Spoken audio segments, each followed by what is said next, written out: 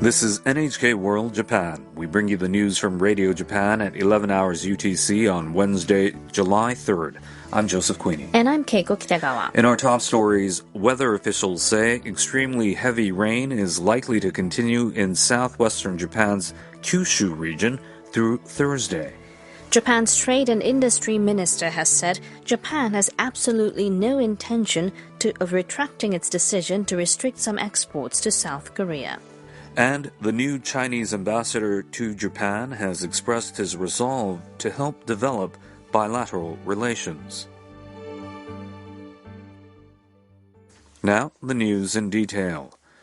Weather officials say extremely heavy rain is likely to continue in southwestern Japan's Kyushu region, especially Kagoshima Prefecture, through Thursday.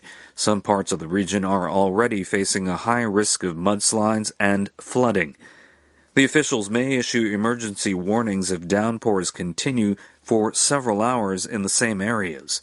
They're encouraging people in the region to evacuate without waiting for advisories to ensure their safety. The meteorological agency says rain clouds are developing as a seasonal rain front hovers over the region and warm, humid air flows in. Rainfall in some parts of southern Kyushu has reached 1,000 millimeters since Friday. In some parts of Kagoshima Prefecture, it has amounted to between 500 to 600 millimeters in the last 3 days.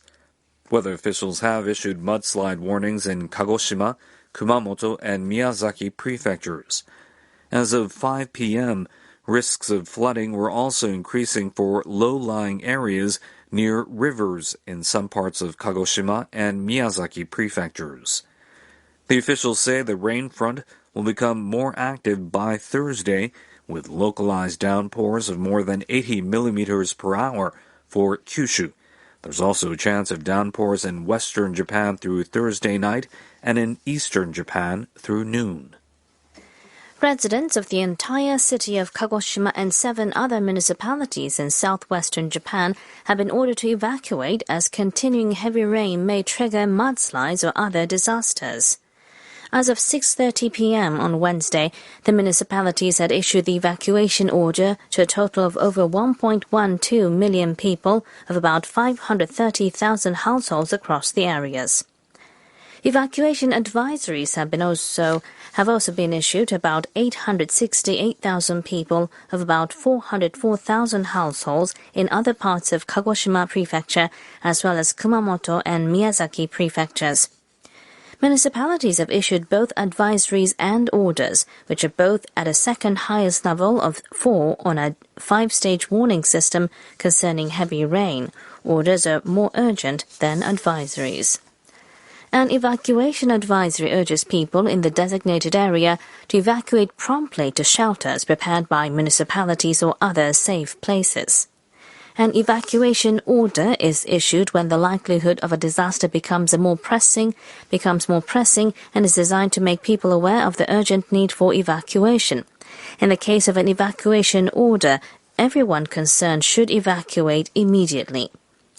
Those who find it more dangerous to move to a designated shelter should flee to a safer place nearby or move to higher floors of their homes. Japan's mobile phone carriers are now offering users a function to register and check whether a person is safe at a time when continued heavy rain is hitting Kyushu in southwestern Japan. 3 major mobile phone carriers, NTT Docomo, KDDI, and SoftBank, are now operating the disaster message board. Users can post their safety status in text messages to the internet using smartphones or other mobile phones. The information can be checked from smartphones, other mobile phones, and PCs.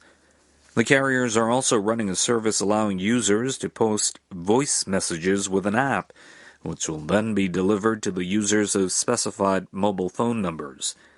Fixed-line carriers NTT East and NTT West are also offering a disaster emergency voice message dial service. Users should dial 171 from mobile or fixed-line phones. Their messages are recorded when they input their phone numbers. The message can be played back when dialing 171 and inputting the phone number.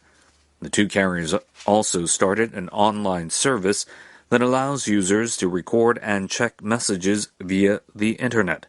The website is www.web171.jp.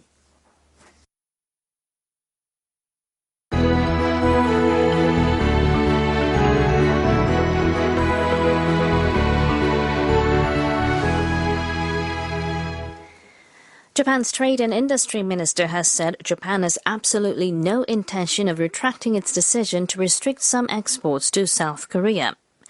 Hiroshige Seko told reporters on Wednesday that Japan will apply tougher rules as planned on shipments of substances used in high-tech products like smartphones and semiconductors to the country from Thursday.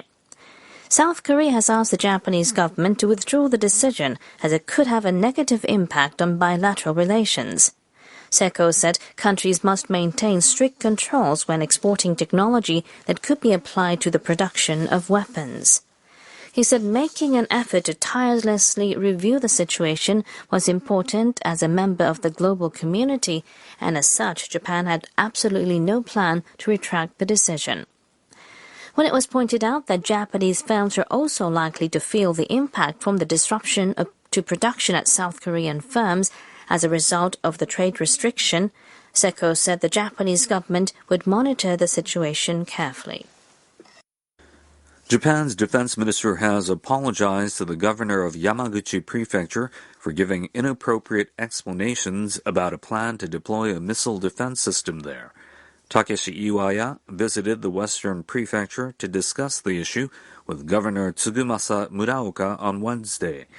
The government plans to deploy the land-based missile interceptor system known as Aegis Ashore in Hagi City.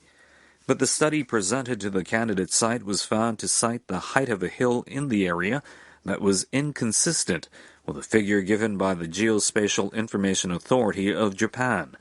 In the meeting, Iwaya apologized for causing concern and promised that the government will conduct more surveys. Iwaya called the missile defense system a pillar of the country's defense capabilities and pledged to seek the understanding of residents by providing more detailed information.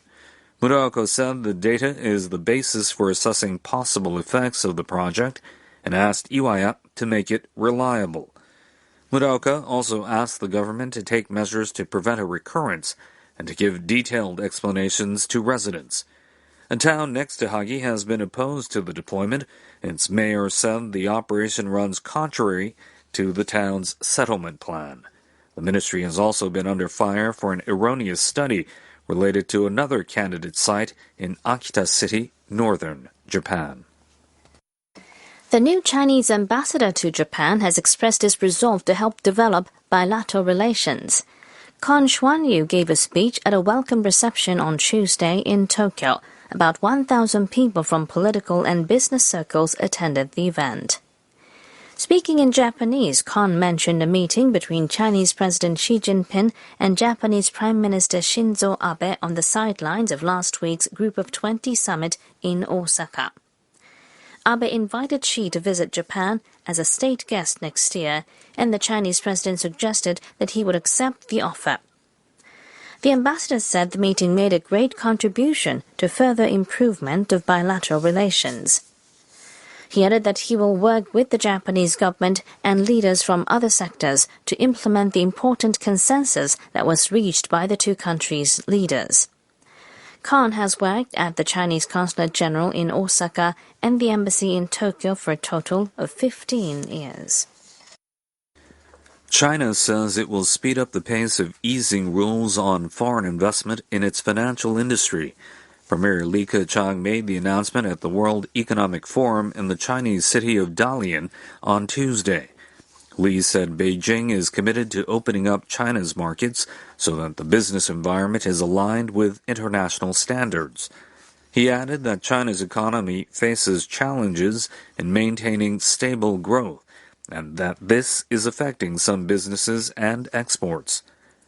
Li said China will abolish ownership limits on foreign investments in securities, futures, and life insurance by 2020 a year earlier than scheduled. The U.S. has pressured China to improve foreign access to its financial markets. Both countries have imposed sanctions on each other's products as part of a broader ongoing trade conflict. Chinese President Xi Jinping and U.S. President Donald Trump agreed in a meeting on June 29th to resume stalled trade negotiations. Analysts say Li's remarks at Dalian are part of Beijing's efforts to gain an upper hand in the talks with the U.S.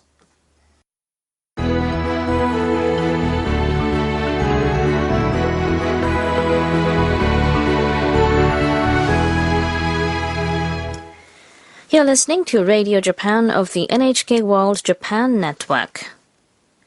The European Union has nominated the chief of the International Monetary Fund, Christine Lagarde, as the next president of the European Central Bank.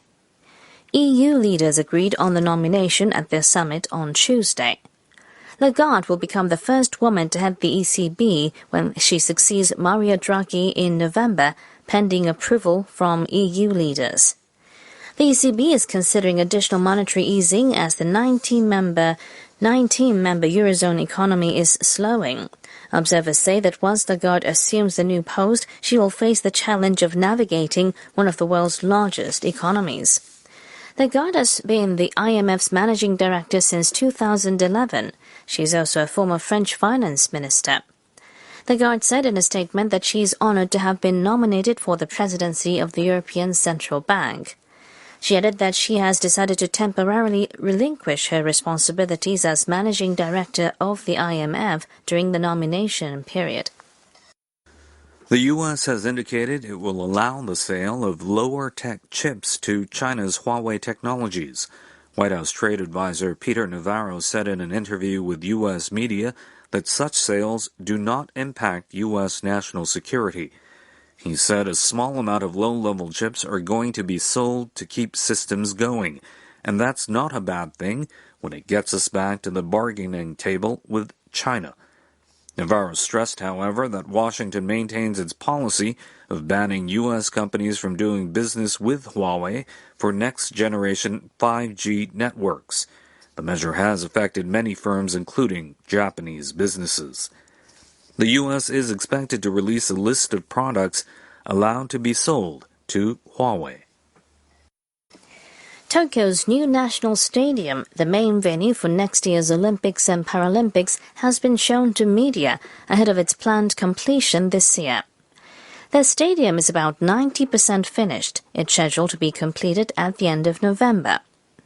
Journalists were allowed inside on Wednesday, almost a year before the game's opening. The stadium's three-tiered stands are white, green and brown, and its roof, completed in May, is made from trees grown in Japan. About 45,000 of its 60,000 seats have been installed, as well as 185 blowers for cooling down spectators. Test images were displayed on two screens measuring more than 30 meters wide and 9 meters high. The stadium's pedestrian deck features trees from Japan's 47 prefectures. A public opening event is scheduled for late December.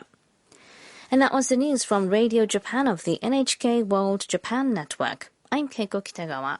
And I'm Joseph Queenie.